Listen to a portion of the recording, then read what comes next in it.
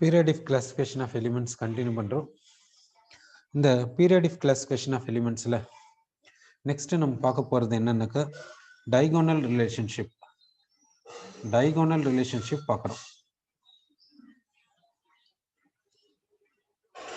diagonal relationship பார்க்க போறோம். Okay, இந்த diagonal relationship அன்றது எப்படி இருக்குன்னாக்கா இதுக்கு ஒரு எக்ஸாம்பிள் எடுத்துக்கலாம். இப்போ ஃபர்ஸ்ட் குரூப் எடுத்துக்கலாம், செகண்ட் பீரியட் எடுத்துக்கலாம். அதில் பார்த்தீங்கன்னா லித்தியம். நெக்ஸ்ட் பார்த்தீங்கன்னா தேர்ட் பீரியட் எடுத்துக்கலாம். தேர்ட் பீரியட் பார்த்தீங்கன்னா சோடியம். அது போல் செகண்ட் குரூப்புக்கு எலிமெண்ட்ஸ் எடுத்துக்கலாம். செகண்ட் குரூப்பில் பார்த்தீங்கன்னா பெர்லியம், மெக்னீஷியம் வருது. தேர்ட் குரூப்பில் பார்த்தீங்கன்னாக்கா என்ன வருதுன்னா போரான், அலுமினியம் வருது. Boron, aluminium. ஃபோர்த்து குரூப்பில் எடுத்துக்கினா ஃபோர்த்து குரூப்பில் பார்த்தீங்கன்னா கார்பன், சிலிக்கன் வரும். ஃபோர்த்து குரூப்பில் பார்த்தீங்கன்னா கார்பன், சிலிக்கன் இது போல் எலிமெண்ட்ஸ் இருக்கு. சரி, இப்போ இந்த ஃபர்ஸ்ட் குரூப் எடுத்துக்கிறேன். ஃபர்ஸ்ட் குரூப்பில் நான் என்ன எடுத்துக்கிறேன்னா லித்தியம் எடுத்துக்கிறேன். லித்தியத்தை நைட்ரஜனோட ட்ரீட் பண்ணுறேன். என்ன கிடைக்குதுன்னா லித்தியம் நைட்ரைடு கிடைக்குது. லித்தியம் நைட்ரைடு கிடைக்குது. அதுபோல் மெக்னீஷியம் எடுத்துக்கிறேன். மெக்னீஷியம் நைட்ரஜனோட ரியாக்ஷனுக்கு உட்படுத்துற என்ன கிடைக்குதுன்னா மெக்னீஷியம் நைட்ரைடு கிடைக்குது. ஓகே, இந்த ஃபர்ஸ்ட் குரூப்ல இருக்கக்கூடிய rest of the elements sodium, potassium, rubidium, caesium பார்க்குறேன். நைட்ரஜனோட ட்ரீட் பண்ணா ரியாக்ஷனே நடக்கிறது இல்லை, ரியாக்ஷன் நடக்காது. லித்தியம் மட்டும் நைட்ரஜனோட ரியாக்ஷன் போயிட்டு லித்தியம் நைட்ரைடு கொடுக்குது. இந்த ஃபர்ஸ்ட் குரூப்ல இருக்கக்கூடிய rest of the element sodium, potassium, rubidium, caesium நைட்ரஜனோட ரியாக்ஷனுக்கு போகாது. பக்கத்தில் இருக்கக்கூடிய குரூப் செகண்ட் குரூப் பார்த்தீங்கன்னா மெக்னீஷியம் நைட்ரஜனோட ரியாக்ஷன் போச்சுன்னா மெக்னீஷியம் நைட்ரைடே கொடுக்குது. இது எஸ்பெஷலாக நான் ஃபர்ஸ்ட் குரூப்புக்கு சொல்றேன். அடுத்து லித்தியம் பைகார்பனேட் நான் எடுத்துக்கிறேன். பைகார்பனேட்ஸ் அப்படி எடுத்துக்கிறோம். லித்தியம் பைகார்பனேட் எடுத்துக்கினா இது ஆக்வஸ் சொல்யூஷன்ல மட்டும்தான் எக்ஸிஸ்ட் ஆகுமே தவிர லித்தியம் பைகார்பனேட் சாலிடா தயாரிக்கவே முடியாது, முடியவே முடியாது. அது போல எந்த ஒரு பைகார்பனேட் எடுத்துக்கினாலும் அந்த பைகார்பனேட் எப்படி இருக்குன்னா ஆக்வஸ் சொல்யூஷன்ல மட்டும்தான் எக்ஸிஸ்ட் ஆகும், சாலிடா எக்ஸிஸ்ட் ஆகாது. எந்த ஒரு பைகார்பனேட் எடுத்துக்கினாலும் அந்த பைகார்பனேட் எப்படி இருக்குன்னா ஆக்வஸ் சொல்யூஷன்ல மட்டும்தான் எக்ஸிஸ்ட் ஆகுமே தவிர சாலிடா எக்ஸிஸ்ட் ஆகாது. இதுல எக்ஸெப்ஷன் இருக்குது. என்ன எக்ஸெப்ஷன்னா sodium, potassium, rubidium, caesium bicarbonates can be prepare in solid. சாலிடா அதை ப்ரிப்பேர் பண்ண முடியும். சோடியம், பொட்டாசியம், ருபீடியம், சீசியம் பைகார்பனேட்ஸை சாலிடா தயாரிக்க முடியும். சாலிடா தயாரிக்க முடியும்னா ஆக்வஸ் சொல்யூஷன்லையும் தயாரிக்க முடியும்னு அர்த்தம். ஜென்ரலாகவே பைகார்பனேட்ஸ் பார்த்தீங்கன்னா ஆக்வஸ் சொல்யூஷன்ல மட்டும்தான் எக்ஸிஸ்ட் ஆகும், சாலிடா எக்ஸிஸ்ட் ஆகாது, ப்ரிப்பேர் பண்ண முடியாது. ஆனால் சோடியம், பொட்டாசியம், ருபீடியம், சீசியம் பைகார்பனேட்ஸை மட்டும் சாலிடா தயாரிக்க முடியும். அதே மாதிரி ஆக்வஸ் சொல்யூஷன்லையும் அது இருக்கும். அப்போ பாருங்க லித்தியம் எப்படி இருக்குது பாருங்க. லித்தியம் அதனுடைய ஓன் குரூப் எலிமெண்ட்ஸ் மாதிரி பிஹேவ் பண்ணாம பக்கத்தில் இருக்கக்கூடிய எலிமெண்ட்டினுடைய பிஹேவ் குரூப் பக்கத்தில் குரூப்ல இருக்கக்கூடிய எலிமெண்ட்டினுடைய பிஹேவியர் மாதிரி பிஹேவ் பண்ணுது. இந்த இடத்துலயும் பாருங்க லித்தியம் நைட்ரஜனோட ரியாக்ஷன் போயிட்டு லித்தியம் நைட்ரைடு கொடுக்குது. இதனுடைய குரூப்ல இருக்கக்கூடிய ரெஸ்ட் ஆஃப் த எலிமெண்ட்ஸ் நைட்ரஜனோட ரியாக்ஷனுக்கு போல.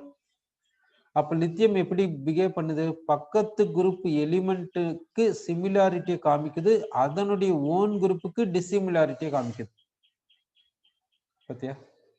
சரி, இப்போ நான் லித்தியம் கார்பனேட் எடுத்துக்கிறேன். லித்தியம் கார்பனேட் எடுத்து ஹீட் பண்ணா என்ன ஆகுதுன்னா லித்தியம் ஆக்சைடும் கார்பன் டை ஆக்சைடும் கிடைக்குது. அதே மாதிரி மெக்னீஷியம் கார்பனேட் எடுத்துக்கிறேன். மெக்னீஷியம் கார்பனேட் எடுத்து ஹீட் பண்றேன். என்ன வருதுன்னா magnesium oxide plus carbon di oxide வருது. ஜென்ரலாவே கார்பனேட்டை எடுத்து ஹீட் பண்ணா அது டீகம்போஸ் ஆயிட்டு ஆக்சைடையும் கார்பன் டை ஆக்சைடும் கொடுக்கும். ஜென்ரலாவே நீங்க கார்பனேட்டை எடுத்து ஹீட் பண்ணாவே அது கார்பன் டை ஆக்சைடையும் ஆக்சிஜனையும் கார்பன் டை ஆக்சைடு கொடுக்கும். அப்புறமா ஆக்சைடை கொடுக்கும். ஜென்ரலா எந்த கார்பனேட் எடுத்து ஹீட் பண்ணாலும் அது கார்பன் டை ஆக்சைடு கேஸை கொடுக்கும். இப்போ சோடியம் எடுத்துக்கலாம். Sodium, potassium, rubidium, caesium carbonates எடுத்துக்கலாம். இந்த கார்பனேட்ஸை எடுத்து ஹீட் பண்ணா அது டீகம்போஸ் ஆகாது. சோடியம் பொட்டாசியம் ருபிடியம் சீசியம் கார்பனேட்ஸை எடுத்து ஹீட் பண்ணா அது டீகம்போஸ் ஆகாது. ஆனா மற்ற கார்பனேட்ஸ் எடுத்து ஹீட் பண்ணா அது டீகம்போஸ் ஆயிட்டு கார்பன் டை ஆக்சைடு கொடுக்கும். இப்போ லித்தியம் கார்பனேட் எடுத்து ஹீட் பண்ணீங்கன்னா அது டீகம்போஸ் ஆயிட்டு கார்பன் டை ஆக்சைடு கொடுக்குது. மெக்னீசியம் கார்பனேட் எடுத்து ஹீட் பண்ணா அது டீகம்போஸ் ஆயிட்டு கார்பன் டை ஆக்சைடு கொடுக்குது. எந்த கார்பனேட்டை எடுத்து ஹீட் பண்ணாலும் அது டீகம்போஸ் ஆயிட்டு கார்பன் டை ஆக்சைடு கொடுக்கும். ஆனா சோடியம் பொட்டாசியம் ருபிடியம் சீசியம் கார்பனேட்ஸை ஹீட் பண்ணா அது டீகம்போஸ் ஆகாது, கார்பன் டை ஆக்சைடை கொடுக்காது. இப்போ பாருங்க இந்த பிஹேவியர்ல பாருங்க, லித்தியம் எப்படி பிஹேவ் பண்ணுது. லித்தியம் பக்கத்து குரூப்ல இருக்கக்கூடிய மெக்னீசியத்துக்கு சிமிலாரிட்டி காமிக்குது. ஆனா அதனுடைய ஓன் குரூப்ல இருக்கக்கூடிய எலிமெண்ட்ஸனுடைய ப்ராப்பர்ட்டிஸ்க்கு சிமிலாரிட்டி காமிக்கல. எப்படி இருக்குது பாத்தீங்களா? சரி, அப்படின்னா இந்த லித்தியம் வந்து ஃபர்ஸ்ட் குரூப்ல இருக்குது. இதனுடைய பிஹேவியர் பக்கத்தில் இருக்கக்கூடிய செகண்ட் குரூப்ல இருக்கக்கூடிய இந்த மெக்னீசியத்தோட சிமிலாரிட்டி காமிக்குது. அதை தான் நம்ம என்ன சொல்றோம்னா டைகோனல் என்று சொல்றோம். இது வந்து டைகோனல், இது வந்து ஸ்கொயரா வரும். இந்த 4 எலிமெண்ட்ஸை ஜாயின் பண்ணா ஸ்கொயரா வரும். அதனால இது டைகோனல் சொல்றாங்க. இந்த ரிலேஷன்ஷிப்பை டைகோனல் ரிலேஷன்ஷிப் சொல்றாங்க. இப்போ இந்த டைகோனல் ரிலேஷன்ஷிப்க்கு என்ன எக்ஸாம்பிள்னா இந்த லித்தியம் மெக்னீசியம் பேர். இந்த லித்தியம் மெக்னீசியம் பேரை வந்து டைகோனல் பேர் சொல்லுவாங்க. இதே போல பெரிலியம் அலுமினியம். இப்போ பெரிலியம் அலுமினியம் டைகோனல் பேர் நம்ம சொல்றோமே, அப்படின்னா பெரிலியம் அலுமினியத்துக்கு உள்ள ரிலேஷன் என்ன பாத்தீங்கன்னா, பெரிலியம் கார்பைடு எடுத்துக்கிறோம். பெரிலியம் கார்பைடை ஹைட்ராலிசிஸ்க்கு எடுத்துன்னு போனீங்கன்னா உங்களுக்கு என்ன கிடைக்கும்னா மீத்தேன் கிடைக்கும். அப்படின்னா பெரிலியம் கார்பைடு எப்படி இருக்குன்னா Be2+ C4- இருக்கும். இந்த C4- வாட்டர்ல இருந்து H+ எடுத்துக்கின்னு மீத்தேனா மாறும். Be2+ வாட்டர்ல இருந்து OH- எடுத்துக்கின்னு BeOH2 மாறும். இப்போ அலுமினியம் எடுத்துக்கலாம். அலுமினியம் கார்பைடு எடுத்துக்கிறேன். Aluminium carbide Al4C3. Aluminium carbide எடுத்துக்கிறோம். இதை ஹைட்ராலிசிஸ்க்கு அனுப்புறோம். ஹைட்ராலிசிஸ் காமிச்சா என்ன வருதுன்னா மீத்தேன் வருது. அப்படின்னா இங்க அலுமினியத்துக்கு சார்ஜ் 3+, கார்பனுக்கு சார்ஜ் 4-. கிராஸ் மல்டிப்ளை பண்ணி பாருங்க, சார்ஜ் கிடைக்கும். கார்பனுக்கு 4-. அப்போ இந்த கார்பன் 4- என்ன பண்ணுதுன்னா வாட்டர்ல இருந்து H+ எடுத்துக்கின்னு மீத்தேனா மாறுது. அலுமினியம் வாட்டர்ல இருந்து OH- எடுத்துக்கின்னு அலுமினியம் ஹைட்ராக்சைடா மாறுது. ஓகேங்களா? அப்போ இந்த அலுமினியம் கார்பைடு ஹைட்ராலிசிஸ்க்கு உட்படுத்தினா மீத்தேன் கிடைக்குது. பெரிலியம் கார்பைடும் ஹைட்ராலிசிஸ்க்கு உட்படுத்தினா மீத்தேன் கிடைக்குது. அப்படின்னா பெரிலியம் வந்து அலுமினியத்துக்கு டைகோனல் பேரா இருக்குது.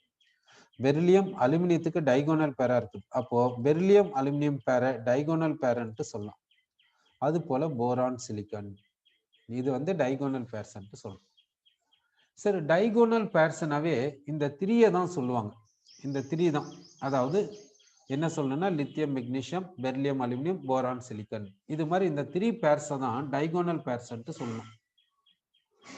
அப்போ மற்ற இதெல்லாம் டைகோனல் பேர்ஸை காமிக்கிறது இல்லையான்னா, மற்ற எலிமெண்ட் எடுத்துக்கிட்டீங்கன்னா, ஃபார் எக்ஸாம்பிள் சோடியம் எடுத்துக்கிட்டீங்கன்னா, சோடியம் அதுக்கு கீழே இருக்க அதனுடைய குரூப்ல இருக்கக்கூடிய எலிமெண்ட்ஸோட சிமிலாரிட்டிஸை நல்லா காமிக்குது டைகோனல் பேரை விட.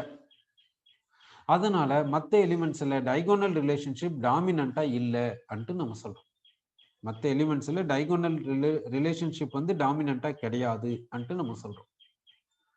அப்போ இந்த டைகோனல் ரிலேஷன்ஷிப் எங்க டாமினண்டா இருக்குதுன்னா லித்தியம் மெக்னீசியத்துல டாமினண்டா இருக்குது. ஏன்னா லித்தியம் வந்து மெக்னீசியத்தோட அதிகமான சிமிலாரிட்டியை காமிக்குது இதனுடைய ஓன் குரூப்பை விட. அதனால்தான் லித்தியம் மெக்னீசியம் டைகோனல் பேர்னு சொல்றோம். அடுத்து பெரிலியம் அலுமினியம், அடுத்து போரான் சிலிக்கான். மற்றதை வந்து டைகோனல் பேர்ஸா சொல்றது கிடையாது. சரி, ஏன் இந்த லித்தியம் மெக்னீசியத்தோட சிமிலாரிட்டியை காமிக்குது? லித்தியம் மெக்னீசியத்தோட சிமிலாரிட்டி காமிக்கும் போது லித்தியத்தை ஏன் செகண்ட் குரூப்ல பிளேஸ் பண்ணல, இல்ல மெக்னீசியத்தை ஏன் லித்தியம் குரூப்ல பிளேஸ் பண்ணல பார்க்கும்போது லித்தியத்துக்கு வேலன்சி 1, மெக்னீசியத்துக்கு வேலன்சி 2. அப்போ லித்தியத்துக்கு வேலன்சி 1 இருக்குனால அதை ஃபர்ஸ்ட் குரூப்லயும், மெக்னீசியத்துக்கு வேலன்சி 2 இருக்குனால அதை செகண்ட் குரூப்லயும் பிளேஸ் பண்ணியிருக்காங்க. சரி, அப்போ வேலன்சி டிஃப்ரெண்டா தானே இருக்குது. லித்தியமுக்கும் மெக்னீசியத்துக்கும் வேலன்சி டிஃப்ரெண்டா தானே இருக்குது. அப்படி டிஃப்ரெண்டா இருந்த போதிலும், டிஃப்ரெண்ட் குரூப்ல இருந்த போதிலும் அதுக்கு சிமிலாரிட்டி காமிக்குது. அதுக்கு காரணம் என்ன, என்ன ரீசனா இருக்கலாம் பாத்தீங்கன்னாக்கா, சில ப்ராப்பர்ட்டிஸை வச்சு அதுக்கு சிமிலாரிட்டியை பார்க்க முடியும். என்னென்ன ப்ராப்பர்ட்டிஸ் வந்து பார்க்கும்போது என்னென்ன ப்ராப்பர்ட்டிஸ்ன்னு பார்க்கும்போது எப்படி இருக்குது, ப்ராப்பர்ட்டிஸ் எல்லாம் எப்படி இருக்குது அன்ட்டு நம்ம பார்க்கலாம். சரி, இப்போ அட்டாமிக் ரேடியஸ் எடுத்துக்கிறேன். அட்டாமிக் ரேடியஸ் லித்தியத்துக்கு எப்படி இருக்குதுன்னா, லித்தியம்க்கு வந்து 1.52 இருக்குது. மெக்னீஷியத்துக்கு பார்த்தீங்கன்னா 1.6 இருக்குது. அட்டாமிக் ரேடியஸ் ஆங்ஸ்ட்ராம்ல சொல்லியிருக்கோம். டிஃபரன்ஸ் வந்து மச் டிஃபரன்ஸ் இல்லை. அயானிக் ரேடியஸ் பார்க்குறோம். அயானிக் ரேடியஸ் எப்படி இருக்குதுன்னு பார்க்குறோம். அயானிக் ரேடியஸ் பார்த்தீங்கன்னா Li பிளஸ் பார்த்தீங்கன்னா 0.76 இருக்குது. மெக்னீஷியத்துக்கு பார்த்தீங்கன்னா Mg2+ எடுத்துக்கணும், அதுக்கு 0.72 இருக்குது அயானிக் ரேடியஸ். எலக்ட்ரோநெகட்டிவிட்டி பார்த்தீங்கன்னா எலக்ட்ரோநெகட்டிவிட்டி லித்தியம்க்கு 1, மெக்னீஷியத்துக்கு 1.2. அடுத்து போலரைசிங் பவர் பார்க்குறோம். போலரைசிங் பவர் பார்த்தீங்கன்னா எப்படி வரும்னா, போலரைசிங் பவர்ன்றது அயானிக் சார்ஜ், போலரைசிங் பவர்ன்றது ionic charge by ionic radius. Ionic charge by ionic radius இதை தான் என்னன்னு சொல்றோம்னா போலரைசிங் பவர்ன்ட்டு சொல்றோம். Ionic charge by ionic radius. லித்தியம்க்கு அயானிக் சார்ஜ் எவ்வளோன்னா +1, அயானிக் ரேடியஸ் வந்து 0.76 ஆங்ஸ்ட்ராம். மெக்னீஷியத்துக்கு அயானிக் சார்ஜ் வந்து +2, சார்ஜ் இது ரேடியஸ் பார்த்தீங்கன்னா 0.72 ஆங்ஸ்ட்ராம். இந்த +2ன்றது ரிலேட்டிவ் சார்ஜ்.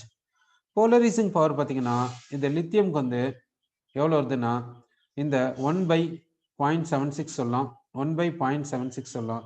இதுக்கு வந்து இது வந்து 1.2 பை, அதாவது சார்ஜ் தானே சொல்லணும், அப்போ 2/0.72 அப்படி எடுத்துக்கணும்.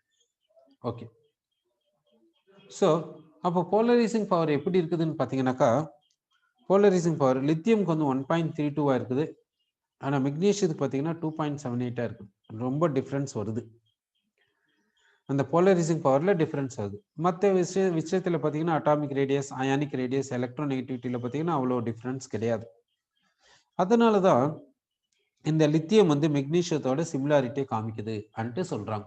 Okay, atomic radius, ionic radius, எலக்ட்ரோநெகட்டிவிட்டியில் டிஃப்ரென்ஸ் அவ்வளோவா இல்லாததுனால அது வந்து சிமிலாரிட்டி காமிக்குது அன்ற மாதிரி சொல்கிறாங்க. இந்த டைகோனல் ரிலேஷன் சொல்கிறதுக்கான காரணம் வந்து இதுதான். சரி, இந்த பீரியாடிக் கிளாசிஃபிகேஷன் ஆஃப் எலிமெண்ட்ஸ் வந்து இதோட முடியுது. இப்போ நெக்ஸ்ட் சாப்டர் வந்து கெமிக்கல் பாண்டிங் ஸ்டார்ட் பண்ணிக்கலாங்க. நெக்ஸ்ட் சாப்டர் என்ன ஸ்டார்ட் பண்ணிக்கிறேன்னா கெமிக்கல் பாண்டிங் ஸ்டார்ட் பண்ணிக்கிறோம்.